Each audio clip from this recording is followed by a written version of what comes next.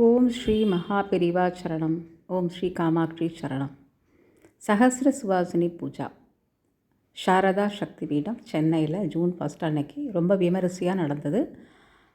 நல்லா வாழை இலை போட்டு பாயசம் வடையோட சாப்பாடு வேறு ரொம்ப ஜோராக நடந்தது. அடிக்கிற வெயிலில் அதை பொருட்படுத்தாமல் எல்லாரும் வந்து கலந்துண்டா. இது சுந்தர் மாமா, பத்மா மாமி, அவா ஃபேமிலி அண்ட் ஃப்ரெண்ட்ஸ் நடத்துகிறா. நானும் இதில் கலந்துன்றது ரொம்ப சந்தோஷத்தை கொடுத்தது. உங்களோட பகிர்ந்துக்கிறேன். நீங்கள் பார்க்கலாம்.